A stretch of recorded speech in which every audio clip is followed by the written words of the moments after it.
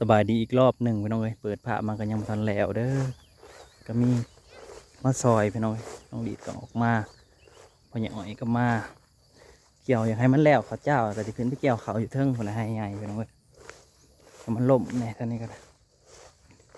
เขาก็ล่มเพราะเขา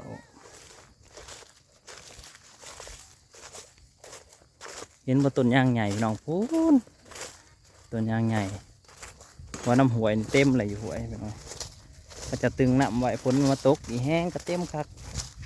ปีนี้ยังบริคุดกบแต่พี่น้องเอ้ยกบบุเขาหู้ปีนี้ฝนตกอยู่ตลอด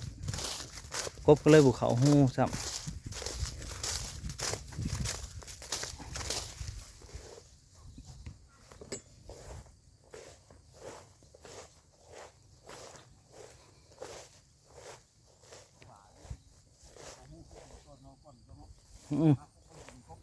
บุเขาดอก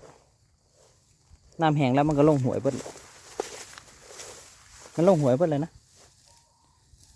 เกี่ยวเขามันน้องเนยนอซาน้องหลีดน้ำพี่น้องเอ้ยเดี๋ยวเขาน้ำกัน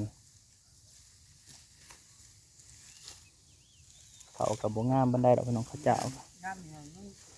หาเกียดน้ำจะเห็นเกียดเด้ปีแม่เห็นปีนี้เขาเห็นเยอะเกียดปีนึงปีก้อนนึงเกียดก็บ่เห็นกบก็บ่เห็นนั่นจะเห็นบ่เห็นแล้วคอยไปเยื่องก็ได้ปักละลายหนึ่งมือไปมือก่อนฝนสิตกก็ได้เกือบเป็นโลนี่ที่เขียนโมใหญ่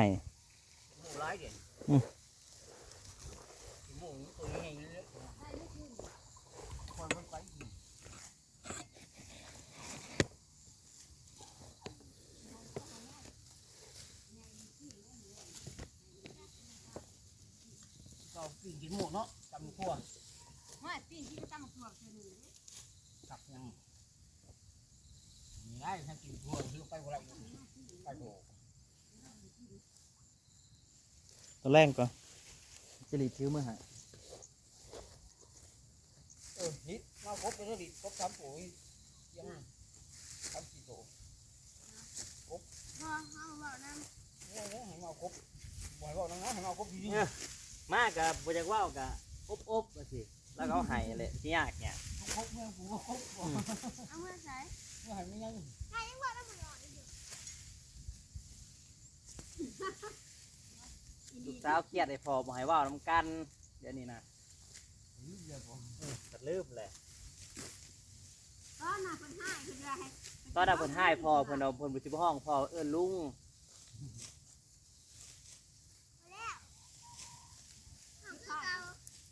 ใส่ข้าวของเก้าบ่ชาดิชาให้พญายอยู่บ่ให้พญายอยู่อื่นมาหน่อยร้านหน่อยครับ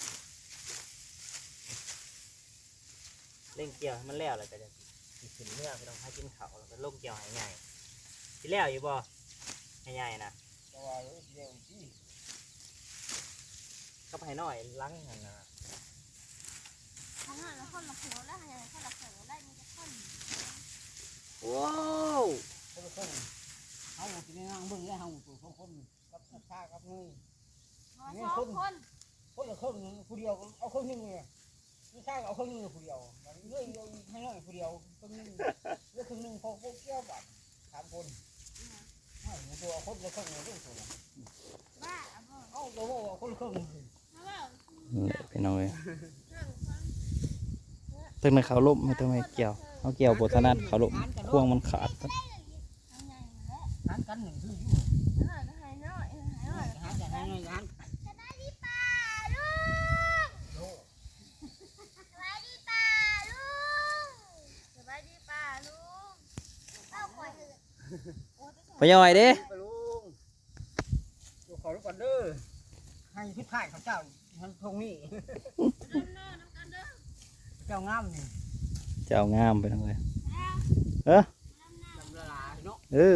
ยังทำนี่เนาะใครแล้วยังได้เกี่ยวฝนกระทงหายอลีกันฝนผสมกระเจ้งแล้วอ๋อมันเจ็บข้าวกันน้อยนะน้ำมันเป็นตาสิบได้กิน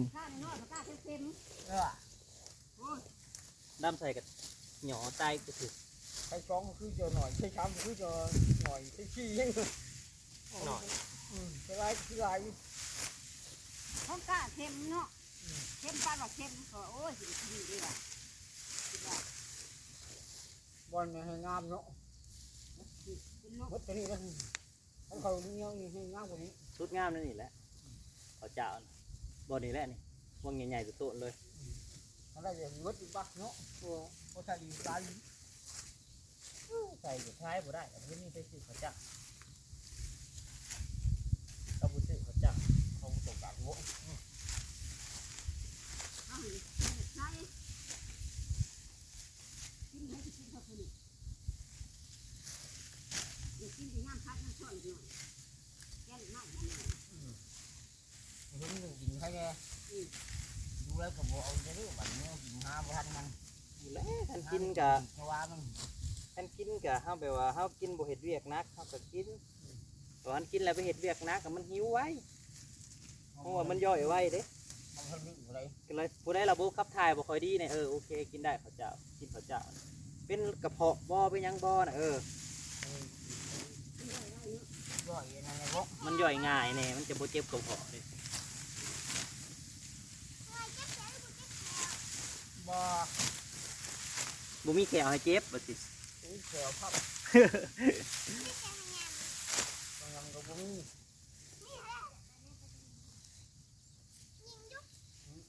มัดไว้เพราะว่ายันฝนตกพี่น้องพายุเข้าเลย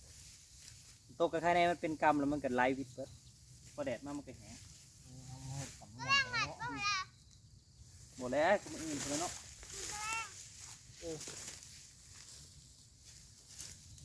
มอากาศร้อนมันเลยบ่เพราะมันกันเท่าแล้วมันกันเท่าอีกบ่ มัดไปเฮ็ดได้สิไปตากให้งัวดึงแล่นน่ะบ่งัวให้ขี้ดื้อ นี่อยู่บ่ ถึงจะคล้องมันดื้อไม่ใช่ถามมันจะบ่เห็นงัวน่ะมันใหญ่ให้ได้ละงัวน่ะบ่ให้บายบ่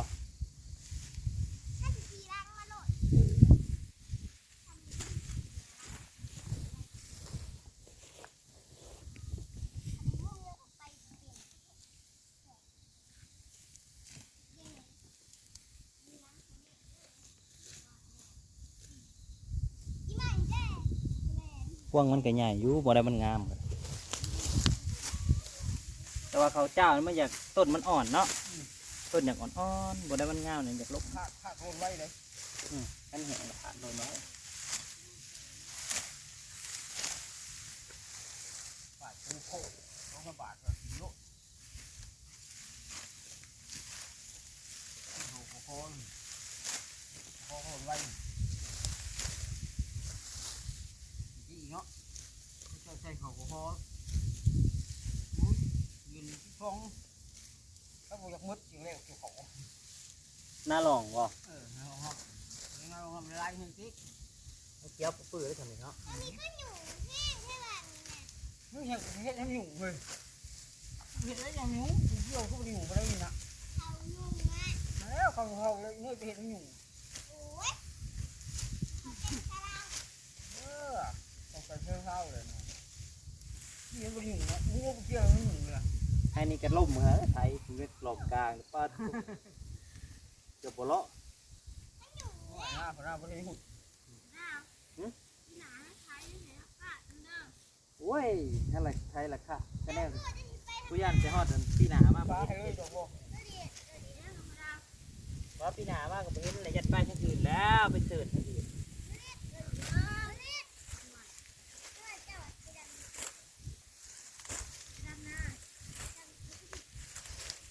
ผมบ่คิด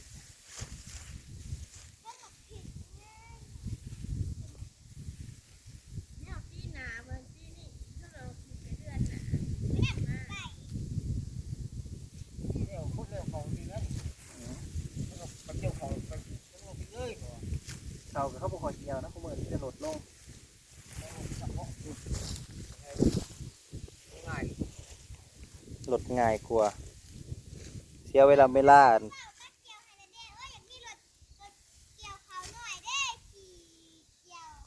านยังมุกเยอะทั้งนั้นบ้านเมียแบบมิดนะ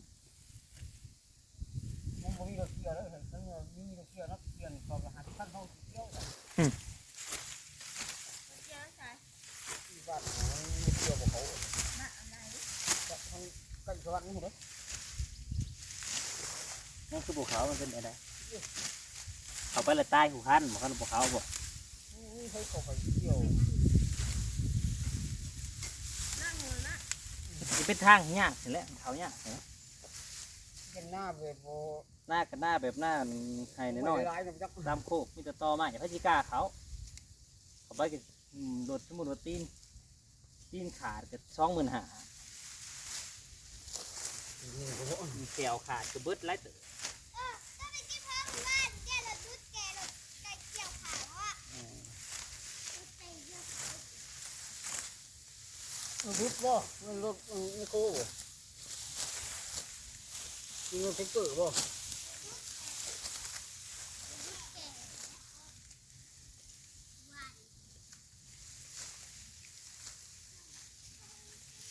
โอ้เอาไปโค้แก่ รถมันโคแกนตัวเกี่ยวบ่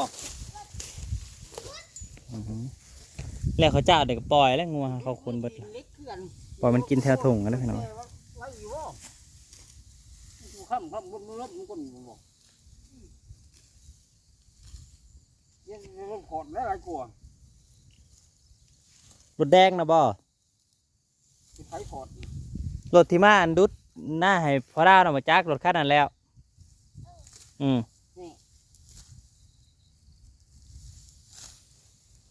รถเตียวเกี่ยวเขาน้อยนะแบบตูงเอ้านะ โอ้เป็นคนตุ้งกว่านะ มันหน่อยเด้ ตุ้งไว้น้ำพ เออ นา อันนี้รถเกี่ยวเขาใหญ่ได้ พอกันใหม่เด้อพี่น้องขอบคุณอะไรที่มารับชม